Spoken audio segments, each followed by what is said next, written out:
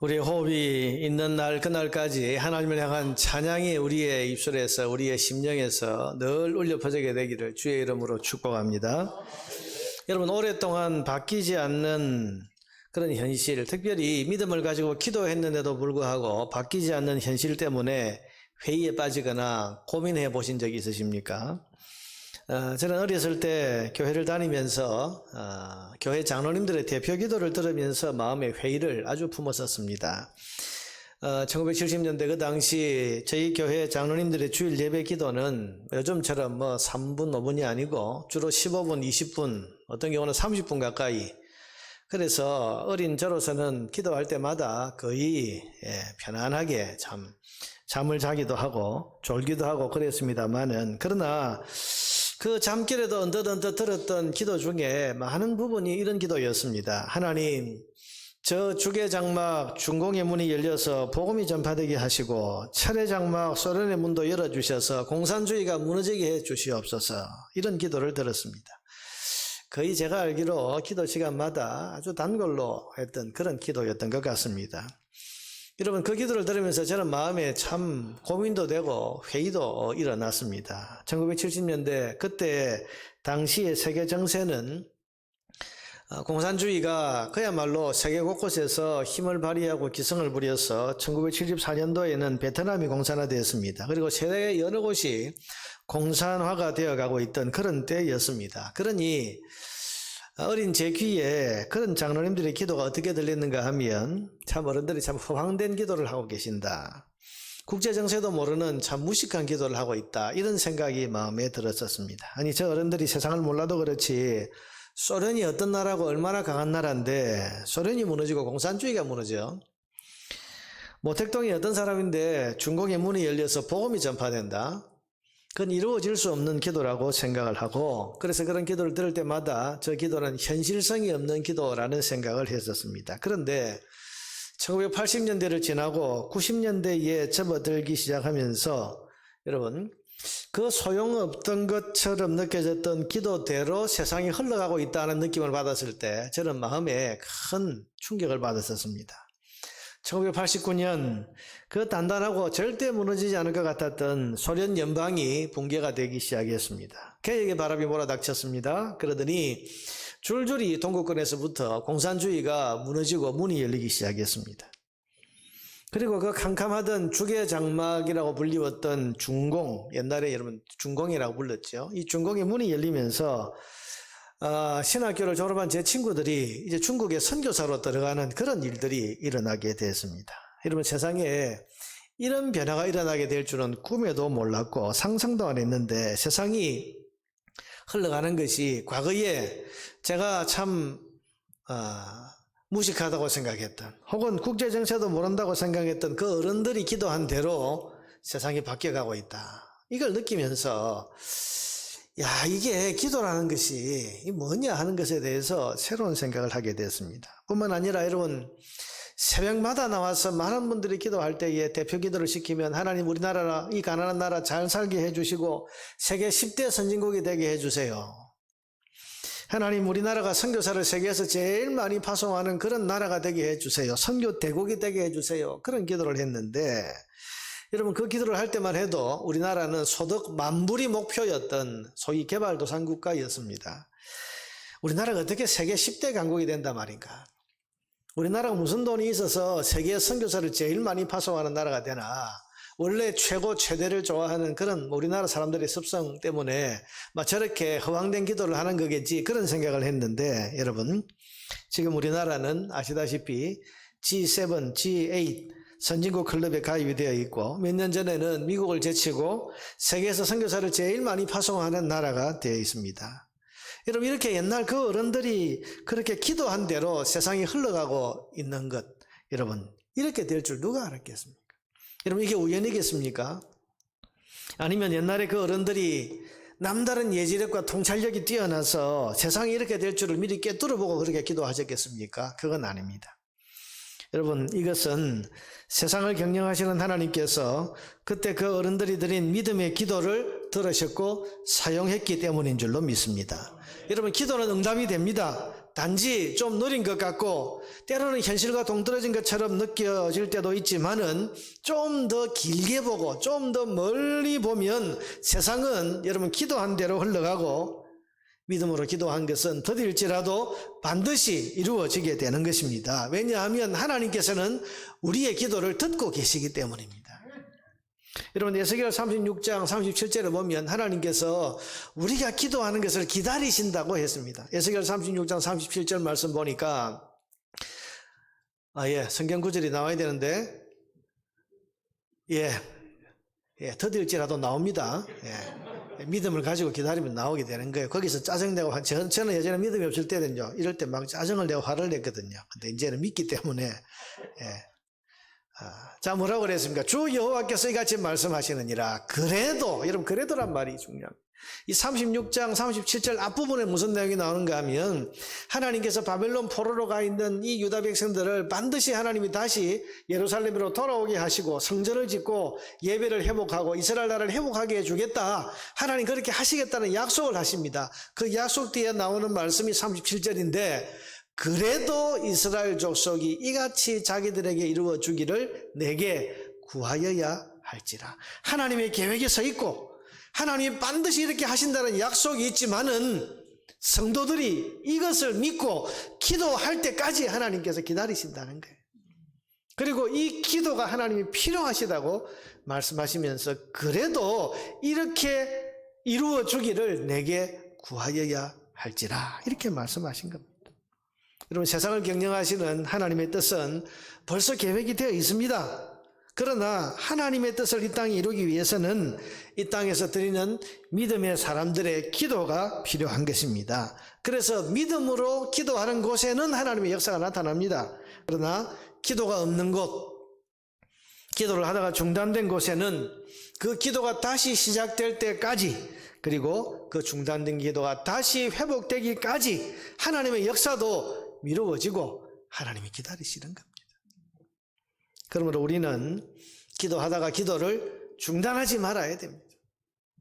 오랫동안 드려온 기도에 응답이 없는 것처럼 느껴지고 지금 이루어지지 않는 그런 기도를 하염없이 의미 없이 계속하는 것이 아닌가 싶은 그런 느낌이 드는 그런 때 그래서 지치고 이 의미 없는 일을 계속해야 되나 싶은 이런 어떤 느낌이 들 그때에도 그래도 우리는 그 기도를 멈추지 말아야 됩니다. 왜냐하면 살아계신 하나님이 그 기도를 듣고 계시고 그 기도를 반드시 사용해 주실 것이기 때문입니다. 여러분 작년 초에 코로나가 시작됐을 때 작년 2월부터 우리 교회는 예배와 일상의 회복을 위한 동강 성도들의 기도문 이래가지고 수요일 저녁마다 8가지 기도 제목을 가지고 기도를 해왔습니다. 코로나 시작될 때 그 기도 제목을 제가 만들고 함께 기도하자. 그랬을 때는 여러분 한 30달쯤 되면 이게 다 끝날 줄 알았습니다. 그런데 1년이 넘어가고 코로나가 점점 확산이 되고 더 심각해지기 시작하면서 저도 그랬습니다만은 많은 분들이 수요일마다 우리가 이 기도를 계속해야 되는가. 기도해도 달라지지 않는 현실이 안 달라져요. 기도해도 더 악해지는 것 같고 더 나빠지는 것 같단 말이죠. 차라리 기도를 안 하는 게 더 안 낫겠나. 그런 생각, 그런 느낌을 가지고 갈등하는 분들이 있었다는 이야기를 들었습니다. 그러나 여러분 지난 1년 사이에 평상시 같으면 10년이 걸린다고 하는 백신 개발이 1년 만에 이루어지게 되었고 언제 우리가 5천만 국민이 다 맞을 수 있겠나 그랬는데 벌써 지난주 통계로 1,400만 명의 국민이 1차 접종 이상을 했다는 그런 뉴스 보도를 보았습니다. 정부에서는 여러분 이제 백신을 2차까지 다 맞은 분들을 7월부터 거리두기 인원 제한에서 이제 백신 맞은 분들은 제외하기로 했습니다. 그래서 이제 교회에도 공문이 왔는데 7월 1일부터는 우리 교회에 백신 맞은 분들의 숫자는 이제 지금 우리가 1.5단계에서 30% 앉을 수 있거든요. 여러분 입구에 우리가 적어 놓았죠. 그래서 우리가 전체 좌석에서 30% 앉을 수 있는 게 한 260명 정도 되는데 근데 여러분 이제 7월 1일부터는 백신 맞은 분들의 숫자는 이 260명하고 제외해서 한다는 거예요. 그러니까 여러분 우리 성도들이 백신을 다 맞게 되면 여기는 이제 꽉 들어차게 뭐 수백 명이 들어와서 앉아도 여러분 이제 거기에 제한을 받지 않는다. 그런 이야기입니다. 이제 지금 우리가 이런 상황까지 지금 오게 된 것입니다. 그래서 여러분 우리가 모르는 사이에 일은 점점 진행되어져 왔고 일상의 회복과 예배의 회복이라고 하는 기도한 그대로 기도의 응답을 향해서 지금 점점 가까이 나아가고 있지 않습니까? 사랑하는 여러분, 소용없는 기도는 없습니다. 우리가 하나님께 드리는 기도는 더딜지라도 반드시 이루어지는 줄 믿으시기를 바랍니다. 오늘 본문은 하박국의 기도입니다. 아니 하박국의 노래입니다. 근데 여러분 노래를 부르는데 노래가 이상합니다. 무화과나무가 무성한 것을 기뻐하고 감람나무에 열매가 가득한 것을 기뻐하고 외양간과 우리의 소와 양떼가 그득그득한 것을 기뻐하고 감사하고 노래해야 할 것 같은데 지금 하박국은 노래할 수 없는 현실을 노래하고 있습니다. 비록 무화과나무가 무성하지 못하며 무화과나무가 무성하지 못해요. 이파리가 지금 다 시들어 말랐습니다. 포도나무에 열매가 없으며 감람나무에 소출이 없으며 지금 없으며 밭에 먹을 것이 없으며 우리의 양이 없으며 외양간에 소가 없다. 이 현실이란 말이죠. 그런데 없을지라도 나는 여호와로 말미암아 즐거워하며 나의 구원의 하나님으로 말미암아 기뻐하리로다. 왜 감사한다고 합니까? 없는데 소떼도 없고 양떼도 없고 여러분 포도나무에 열매도 없고 감람나무에 소출도 없고 다 천지사방을 봐도 여러분 뭐 하나 있는 게 없습니다. 다 메말랐고 다 없어졌습니다. 그런데 그것 때문에 감사하는 게 아니라 무엇 때문에 감사한다고요? 하나님 때문에 감사한다고 했고 왜 기뻐한다고 합니까? 무화과나무와 포도 열매가 가득해서 기뻐하는 것이 아니라 하나님 때문에 감사하고 기뻐한다. 그렇게 지금 노래하고 있는 것입니다. 여러분 포도 열매와 무화과나무 여러분 이게 지금 하박국이 보는 현실입니다. 현실은 어떻습니까? 참담합니다. 암담하고 답답합니다. 여러분 왜 지금 무화과나무가 이적행이 되고 포도나무에 열매가 없고 감람나무에 소출이 없고 우리와 또한 외양간에 소와 양떼가 없어지게 되었는가 하면 바벨론 군대에 침공이 있었기 때문입니다. 여러분 하박국의 시대를 우리가 1장부터 한번 생각해 보면요. 지금 이 하박국 선지자가 처한 현실은 암울합니다. 나라가 엉망이에요. 먼저 여러분 1장 2절에서 4절을 보면 하박국의 기도가 나오는데요. 우리 성경에도 제목을 하박국의 호소 그랬는데 호소이기도 하고 어떻게 보면 하나님을 원망하는 듯한 그런 기도입니다. 여호와여 내가 부르짖어도 주께서 듣지 아니하시니 어느 때까지 기도했는데 하나님 왜 안 들어주시는 겁니까? 언제까지 기도해야 됩니까? 이 소용없는 기도를 그 말이죠. 그가 무슨 기도를 했습니까? 내가 강포로 말미암아 외쳐도 주께서 구원하지 아니하시나이다. 지금 이 땅에 폭력과 악한 일들이 벌어지고 있는데 하나님 이 땅에 이 악한 일과 폭력을 멈추게 해달라고 기도했는데 하나도 안 달라지는 겁니다. 아니 더 악해지고 더 난폭해지고 나라가 더 점점 무법천지가 돼가는 거예요. 3절 어찌하여 내게 죄악을 보게 하시며 패역을 눈으로 보게 하시나이까. 겁탈과 강포가 내 앞에 있고 변론과 분쟁이 일어났나이다. 이러므로 율법이 해이하고 정의가 전혀 시행되지 못하오니 이는 악인이 의인을 에워쌌으므로 정의가 굳게 행하여지며 하나님 이 땅에 정의가 없습니다. 착한 일을 하는 사람이 고통을 받고 악한 사람이 더 잘되고 겁탈과 또한 강포가 내 눈앞에서 벌어지고 있고 여러분 하박국은 나라가 지금 질서 없이 무법천지로 하나님을 경외하는 믿음도 없고 그러면서 엉망으로 되어가는 이 나라의 현실을 보면서 하나님 앞에 하나님 이 땅에 정의를 세워주십시오. 이 백성이 지금 잘못을 저지르고 악을 행하고 있는데 이 나라가 거룩한 나라 되게 해주십시오. 여러분 그렇게 기도를 해왔는데 현실은 더 악해지고 더 더러워지고 더 다툼과 갈등과 싸움이 극심한 그런 현실이 지금 눈앞에 나타나는 거죠.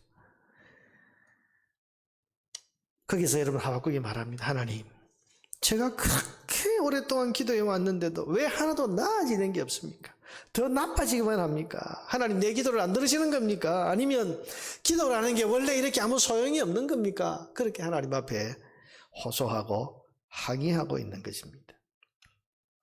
여러분, 우리가 기도해도 현실이 달라지지 않을 때, 그래서 여러분 어느 설교자는 신앙이 통하지 않는 현실을 만났을 때라고 이 부분을 그렇게 설명하고 있습니다. 신앙을 가졌습니다. 분명히 그렇게 된다고 믿고 기도했습니다.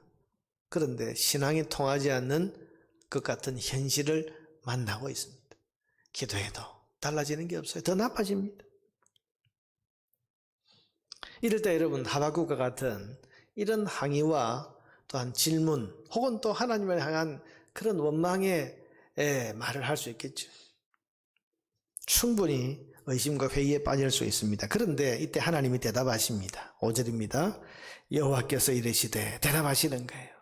너희는 여러 나라를 보고 또 보고 놀라고 또 놀랄지어다. 너희의 생전에 내가 한 가지 일을 행할 것이라. 누가 너희에게 말할지라도 너희가 믿지 아니하리라. 무슨 말입니까? 너희가 믿을 수 없는 그런 특별한 일을 내가 지금 하겠다는 거예요. 여러분, 이 말은 무슨 말입니까? 하박국의 기도를 하나님이 듣고 계셨다는 거예요. 하박국아, 지금 현실이 바뀌지 않는다고 해서 내가 네 기도를 안 듣고 있는 게 아니고 내가 너의 기도를 듣고 있었노라. 그래서 내가 지금 한 가지 일을 준비하고 있는데 그 일은 너희가 앞으로 깜짝 놀랄 만한, 믿을 수 없는 깜짝 놀랄 만한 일이 지금 준비되고 있다. 내가 준비하고 있다. 이렇게 지금 말씀하고 계시는 것입니다. 그럼 그 일이 어떤 일입니까? 그게 바로 갈대아 사람, 다시 말하면 바벨론 나라를 준비하고 있으시다.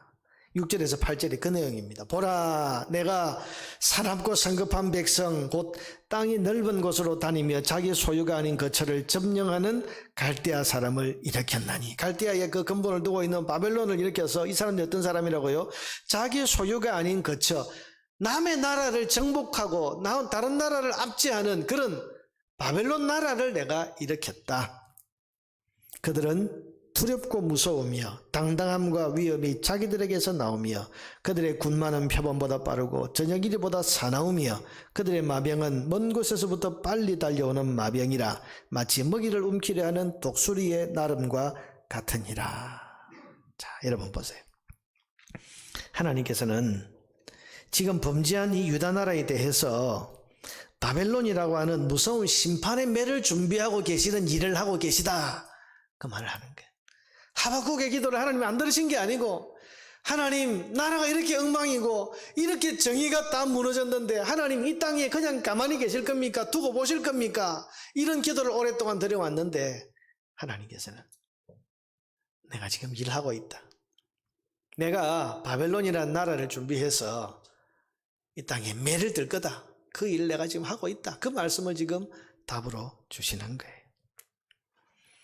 여러분, 하박국이 보기에 자기는 기도해도 나라가 하나도 달라지는 게 없고, 또 유다 나라가 이렇게 엉망으로 살아도 하나님은 아무 일도 안 하신다. 그렇게 느껴지는 현실이 그의 눈앞에 있지만은 하나님은 처음부터 일을 하고 계셨고, 여러분 보세요. 바벨론이라는 나라를 이렇게 했다. 여러분, 한 나라, 그것도 다른 나라를 정복하고 다른 나라들을 점령하는 이런 이 제국, 강대국이 하루아침에 일어나겠습니까? 적어도 몇 년, 몇십 년 동안 여러분 이게 준비되어 이런 나라가 일어날 거 아닙니까? 그러니까 하나님의 준비, 하나님이 일하시는 것은 벌써 오래전부터 하나님이 일하고 계시는 거고 지금도 일하고 계시는 거예요. 아직 이 유다 나라의 침공에 들어오지는 않았지만은 바벨론은 점점 세력을 키워가면서 이제 이 유다 나라를 향한 심판의 매가 되기 위해서 지금 곧 달려들 준비를 하고 있는데 그 준비를 하나님이 지금 해오셨다는 거예요. 하나님은 심판의 도구인 바벨론을 강성하게 키우는 일을 이미 시작하셨고 지금도 하고 계시다는 것을 하박국에게 알려주시는 겁니다. 여러분, 중요한 사실은 하나님은 가만히 계시지 않고 지금도 일하고 계시는 하나님이라는 사실입니다. 여러분, 우리가 눈앞에 현실을 보면서 하나님, 내가 기도하는데 왜 현실이 하나도 안 바뀝니까? 하나님, 내가 오랫동안 믿음 가지고 이렇게 부르짖었는데 왜 상황은 더 나빠지는 겁니까? 내가 시험에 들려고 합니다. 회의에 빠지려고 합니다. 그럴 때 하나님 대답이 뭡니까? 내가 네 기도를 듣고 있다. 그리고 내가 이미 일하고 있다. 곧 너희에게 나타날 것이다. 하나님이 일하고 계시다는 것을 지금 하박국에게 또한 우리들에게 말씀하고 계시는 겁니다. 사랑하는 여러분, 하나님은 여러분이 드린 그 기도를 들으시고 지금도 그 기도를 이루어 주시는 일을 하고 계시다는 사실을 믿으시기를 바랍니다. 하나님 일하시는 하나님이에요. 어떤 일을 하십니까? 세상을 그 뜻대로 경영하는 일을 하십니다. 세상에 있는 악을 심판하시고 정의를 세우는 일을 지금도 하고 계십니다. 무엇보다도 우리의 기도를 들으시고 우리의 기도를 이루어 주시는 그 일을 하고 계십니다. 단지 그게 우리 눈에 보이지 않고 또 하나님이 하시는 그 일은 너무 크고 너무 높아서 우리의 생각과 우리의 지각의 크기를 뛰어넘어서 역사하시는 하나님의 일이기 때문에 우리가 그걸 다 이해할 수 없고 우리의 생각에 다 담을 수 없어서 그렇지, 하나님의 역사는, 하나님의 일은 지금도 계속되고 있다. 그것을 지금 하박국에게 말씀하고 계시는 겁니다. 하박국은 이 말씀을 믿었습니다. 그래서 여러분 지금 노래하는 거죠. 지금 무화과 나무 잎이 마르고 포도나무의 열매가 없어지고 감람나무에 아무 소출이 없는 그런 참담하고 암울한 현실이 온다고 해도 기뻐할 수 있는 것은 눈에 보이지는 않지만 우리의 지각과 생각을 뛰어넘어서 일하고 계시는 하나님을 믿기 때문입니다.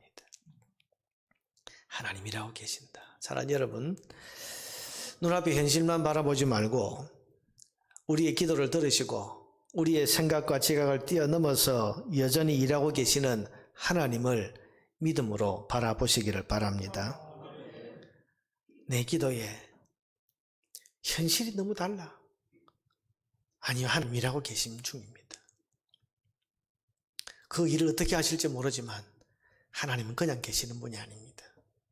우리의 기도를 외면하는 분이 아니시고 너 아무리 기도해봐라 아무 소용없다 그렇게 우리의 기도를 쓰레기처럼 그렇게 취급하시는 분이 아니고 우리의 작은 신음소리에도 응답하시는 하나님께서는 우리가 밤낮 하나님 앞에 부르짖는 그 기도를 듣고 계시고 그래서 그 기도를 이루시는 일을 계속해 나가시는 하나님이시다. 여러분 이 믿음 가지고 신앙이 통하지 않는 것 같은 현실을 만났을 때에도 믿음 가지고 하나님 바라보면서 계속해서 기도할 수 있게 되기를 바랍니다. 둘째로, 그런데 처음 이 답을 들었을 때 하박국이 발끈합니다. 이런 성경에 보니까 하박국이 이게 성격이 보통이 아니에요. 하나님 앞에 발끈합니다. 하나님 바벨론이라고요. 어떻게 그럴 수 있습니까? 그게 여러분 12절부터인데요. 시간 관계상 13절부터 보면 주께서는 눈이 정결하심으로 악을 참아보지 못하심에 패역을 참아보지 못하시거늘 아니 하나님은 악한 것을 보지 못하시는 분인데 어찌하여 거짓된 자들을 방관하시며 이 거짓된 자는 바벨론이죠. 바벨론이라는 나라는 여러분 우상을 섬기고 하나님도 모르고 아주 사방 나라를 잔인하게 짓밟는 깡패 같은 나라입니다. 그런 거짓된 자들을 하나님이 보지 못하시는 것을 어찌하여 거짓된 자들을 방관하고 계십니까? 그런 나라가 저렇게 크도록 세력을 가지도록 내버려 두시는 겁니까? 악인이 자기보다 의로운 사람을 삼키는데도 잠잠하시나이까 하나님도 모르고 주변 나라를 잔인하게 짓밟는 저 바벨론 같은 저 깡패 같은 나라를 동원해서 우리나라를 지금 짓밟게 하신다고요. 매를 드신다고요. 하나님 그럴 수가 있습니까? 하나님은 잘못됐습니다. 하나님을 향해서 잘못됐다고 말합니다. 14절 주께서 어찌하여 사람을 바다의 고기 같게 하시며 다스린 자 없는 벌레 같게 하시나. 하나님 이 나라는 이 세상은 원칙도 없습니까? 우리가 무슨 짐승입니까? 벌레입니까? 그러면서 그가 낚시로 모두 낚으며 그물로 잡으며 투망으로 모으고 그리고는 기뻐하고 즐거워하여. 바벨론이 주변 사방에 있는 나라들을 낚시로 낚듯이 그물로 잡듯이 투망으로 모으듯이 그렇게 다 잡아들이고는 기뻐하고 즐거워하는 저 깡패 같은 나라. 그런데 16절에 보니까 그들은 그물에 제사하고 투망 앞에 분향하오니, 무슨 말이죠? 우상 섬기니까 나라를 정복하고 점령할수록 우상 앞에 가서 영광 돌리고 우상 앞에 가서 분향을 하고 우상에게 감사 영광을 돌려드리는 저 패역한 나라, 저런 나라인데 17절 그가 그물을 떨고는 계속하여 여러 나라를 무자비하게 멸망시키는 것이 옳으니까. 하나님, 이거 옳지 않습니다. 여러분, 그는 이해할 수가 없는 거죠. 여러분 보세요. 지금 우리 대한민국이 질서가 좀 무너지고 정의가 사라졌다고 해서 하나님 이 나라의 질서와 정의를 바로잡아 주세요 기도했더니 하나님의 응답이 만약에 그래 그럼 이 나라 내가 일본한테 다 망하게 해주마, 여러분 이렇게 하면 이게 답이 되겠습니까? 지금 그런 심정이에요. 하박국의 마음. 우리나라 여러분 우리 교회를 바로 세워주시고 교회를 하나님 거룩하게 해주세요 그렇게 기도했더니 하나님의 대답이 그래 내가 나라를 북한에게 다 넘겨주고 교회 문을 닫게 해주마, 여러분 이렇게 대답하신다면 이걸 여러분 우리가 어떻게 기뻐할 수 있겠습니까? 그럴 수 없는 거죠. 하나님, 아니 교회를 거룩하게 세워달라고 했는데 교회 문을 닫게 하고 뭐 공산당에게 다 공산주의자들에게 짓밟히게 하겠다는 하나님, 그게 무슨 말입니까? 여러분 이렇게 우리가 항의할 수 있지 않겠습니까? 지금 나라를 바로 세워달라는 하박국의 기도를 들으시고 하나님이 하시겠다고 하는 일이 바로 그런 일입니다. 악하고 잔인한 깡패 같은 나라인 바벨론을 보내서 이 나라를 아예 망하게 하겠다. 그래서 뭐 포도나무의 열매 다 그냥 뺏어가 버리고 무화과 잎사귀도 다 가져가 버리고 우리의 양 또 외양간의 소 전부 다 약탈당하게 해버리겠다. 여러분 이렇게 말씀하신단 말이에요. 답이 되겠습니까? 그래서 하박국이 발끈하는 거예요. 하나님, 이거 아닙니다. 잘못하는 겁니다. 그러면서 이 이해할 수 없는 하나님의 처사에 대해서 항의하러 나가는 것이 2장 1절부터 나옵니다. 여러분 2장 1절을 보세요. 내가 내 파수하는 곳에서, 여러분 파수꾼이 어디에 섭니까? 높은 곳에 서는 거예요. 그래서 제일 높은 곳에 올라갑니다. 성루에 서리라. 그가 내게 무엇이라 말씀하실는지 기다리고 바라보며 나의 질문에 대하여 어떻게 대답하실는지 보리라 하겠더니, 아무리 생각해도 내 생각이 맞지 하나님의 생각은 틀렸다는 거예요. 그러니 이 질문에 대해서 하나님이 뭐라고 대답하실는지 대답 한번 해보세요 하고는 높은 꼭대기에 딱 서서 하나님의 대답을 요구하고 있는 이 하박국의 모습을 보세요. 이때 하나님이 하신 말씀이 2장 2절부터인데요. 여호와께서 내게 대답하여 이르시되, 그러면서 지금부터 하는 이 말을 전부 기록을 해라. 그래 놓고는 하시는 말씀의 핵심이 2장 4절입니다. 보라, 그의 마음은 교만하며 그 속에서 정직하지 못하나 의인은 그의 믿음으로 말미암아 살리라. 이 유명한 믿음으로 말미암아 의인은 산다고 하는 이 말씀을 지금 답으로 주십니다. 여러분 이 말씀은 간단하게 말하면 너 나를 못 믿겠냐 그런 말이에요. 하나님이 이렇게 바벨론을 보내어서 심판의 매를 드신다 그 말할 때 하나님 어떻게 그러실 수 있습니까? 라고 할 때 하나님 하시는 말씀이 너 나 못 믿겠냐? 너 나를 그렇게도 못 믿겠냐? 날 믿어라. 나를 믿어라. 내가 생각이 있고 내가 계획이 있고 내가 이 일에 대한 분명한 뜻이 있다. 그걸 못 믿겠냐? 그러면서 의인은 믿음으로 사는 거다. 그렇게 말씀하시는 거예요. 자, 그러면서 하나님께서 이 하박국의 이해를 돕기 위해서 좀 더 먼 미래의 일을 말씀하시는 것이 2장 5절 이하입니다. 2장 5절 이하의 내용을 한마디로 말하면요, 그 심판의 매로 사용하신 바벨론을 하나님께서 심판하시겠다는, 그것도 비참하게 망하게 하시겠다고 하는 하나님의 먼 미래의 계획을 말씀하시는 것이 2장 5절 이하에 나옵니다. 이런 8절을 한번 보시면 너는 이제 바벨론이죠. 여러 나라를 노력하였으므로 그 모든 민족의 남은 자가 너를 노력하리니. 그동안 여러 나라를 점령했는데 그 점령당했던 나라들에서 다 들고 일어나서 너를 노략질할 것이다. 이는 네가 사람의 피를 흘렸으며 또 땅과 성읍과 그 안의 모든 주민에게 강포를 행하였으니 그동안 네가 수많은 나라들을 핍박하고 압박하고 약탈하면서 압제하면서 강포를 부렸던 것 다 대갚아질 거다. 10절에 보니까 네가 많은 민족을 멸한 것이 네 집에 욕을 부르는 일이고 네 영혼에게 죄를 범하게 하는 일이 되었다. 담에서 돌이 부러지고 집에서 들보가 응답하리라. 피로 성읍을 건설하며 불의로 성을 건축하는 자에게 화 있을진저. 민족들이 불탈 것으로 수고하는 것과 나라들이 헛된 일로 피곤하게 되는 것이 만군의 여호와께로 말미암음이 아니냐. 하나님께서 바벨론을 불태우시고 비참하게 심판하실 거다. 그 말씀을 하시는 거예요. 그러면서 14절에 결론, 이는 물이 바다를 덮음같이 여호와의 영광을 인정하는 것이 세상에 가득합니다. 나중에 바벨론이 다 비참하게 멸망을 보고 사람들은 하나님께서 저 악하고 깡패 같은 나라인 바벨론을 저렇게 망하게 하시는구나 하는 걸 보면서 온 세상 사람들이 하나님의 영광을 알게 될 것이다. 하나님을 찬양하게 될 것이다. 그렇게 말씀하시는 것입니다. 여러분, 이 말씀대로 바벨론은 훗날에 비참하게 망해서 흔적도 없이 사라지게 됩니다.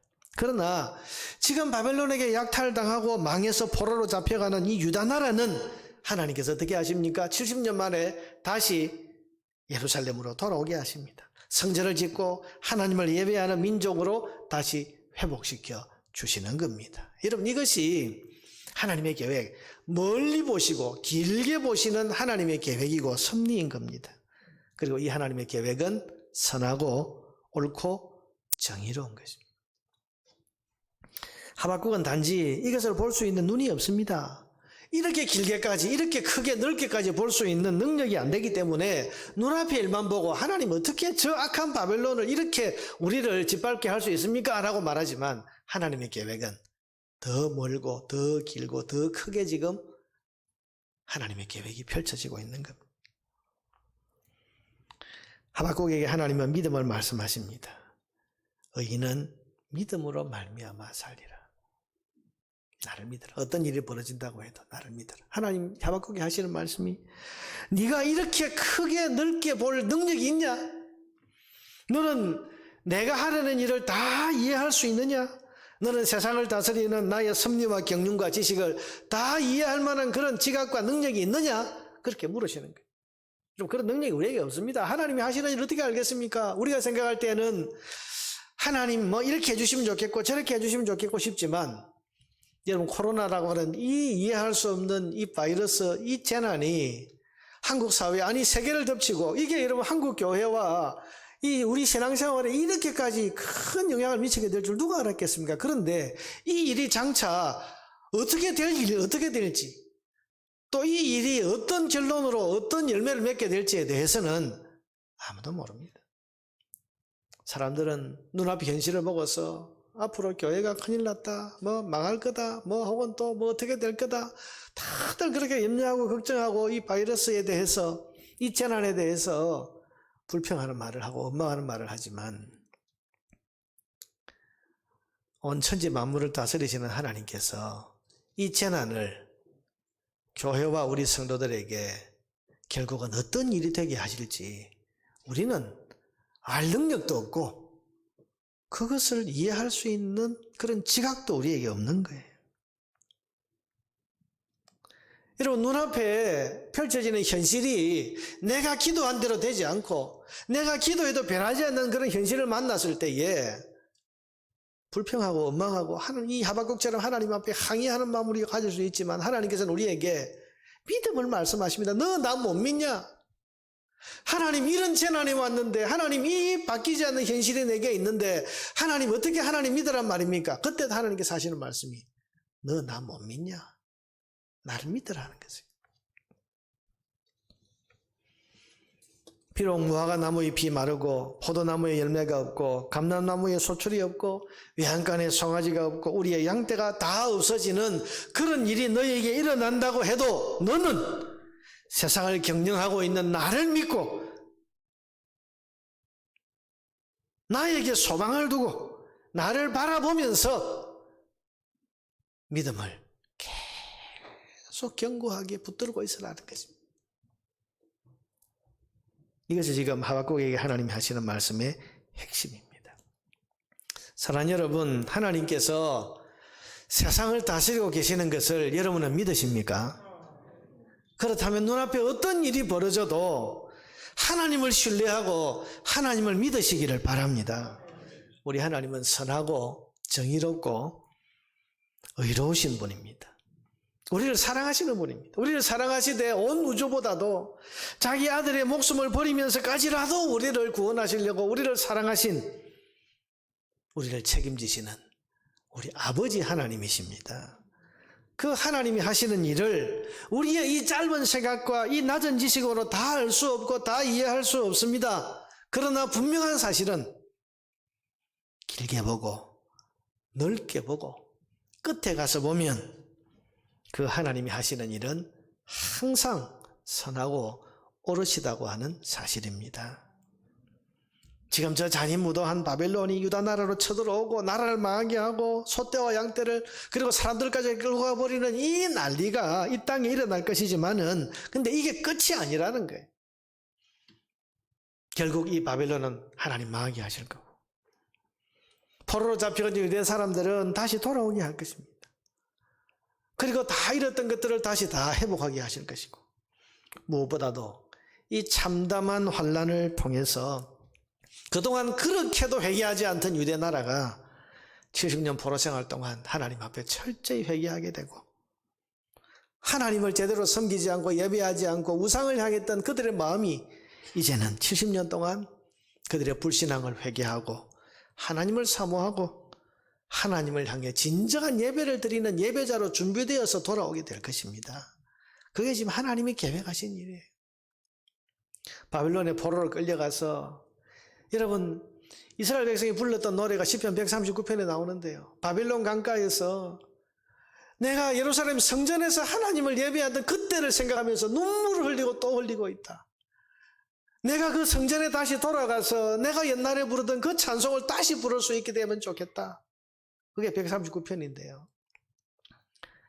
그 노래를 부르면서 왜 우리가 그때 그 성전이 있을 때 하나님을 제대로 예배하지 못했던가?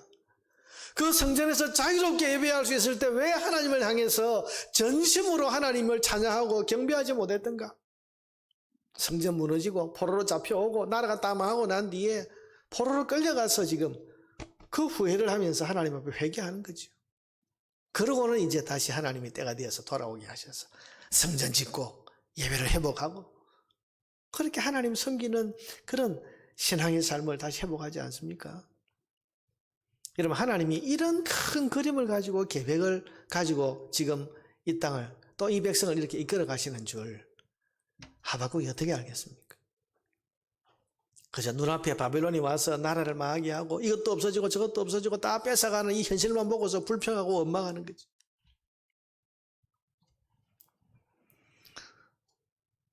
여러분 하나님께서는 하박국에게 믿음을 요구하십니다. 너 나 못 믿냐? 너 어떤 일이 일어나도 어떤 참담한 현실이 눈앞에 온다고 해도 그게 끝이 아니고 내가 있다는 사실을 너는 믿으라는 것입니다. 그래서 이 믿음을 가지고 하박국은 노래를 부릅니다. 무화과나무가 무성하지 못하며 포도나무에 열매가 없으며 감람나무에 소출이 없으며 밭에 먹을 것이 없으며 우리의 양이 없으며 외양간에 소가 없을지라도 나는 여호와로 말미암아 즐거워하며 나의 구원의 하나님으로 말미암아 기뻐하리로다. 여러분 하나님이 계시는 한 우리가 염려하고 걱정하고 불평할 이유가 없습니다. 하나님이 우리를 다스리고 계시는 한 눈앞에 현실에 일어나는 일들 때문에 낙심할 이유는 더더욱 없는 겁니다. 하나님이 계십니다. 하나님이 하십니다. 하나님이 주관하고 다스리고 계십니다. 그래서 모든 것을 결국은 선하고 아름답게 만들어 놓아 주실 것입니다. 여러분 이것을 믿는 것이 성도의 믿음입니다. 사랑하는 여러분, 저와 여러분도 하박국이 불렀던 이 믿음의 노래를 믿음으로 함께 부를 수 있게 되기를 바랍니다. 성도는 믿음으로 삽니다. 내 생각으로 사는 게 아니고 내 지각으로 보이는 현실이나 계산으로 사는 게 아닙니다. 현실이 왜 이러냐? 내가 기도했는데 왜 상황은 왜 이렇게 더 나빠지냐? 여러분, 이걸 보면서 내 판단 가지고 세상을 사는 게 아닙니다. 믿음으로 삽니다. 보이지 않는 것을 보는 것처럼 붙드는 믿음. 보이지 않지만 우리를 다스리시는 하나님이 선하시고 의로우시다는 것을 믿는 믿음. 그리고 우리 하나님이 하시는 일은 항상 옳으시다는 것을 믿는 믿음으로 사는 것입니다. 오늘 저와 여러분이 맞이하는 현실의 삶이 신앙이 통하지 않는 현실과 같이 느껴질 때에 그때 여러분 하나님을 향한 이 믿음을 붙잡고 하박국이 불렀던 이 믿음과 기쁨의 노래를 부를 수 있게 되는 저와 여러분 되기를 주님의 이름으로 축원합니다.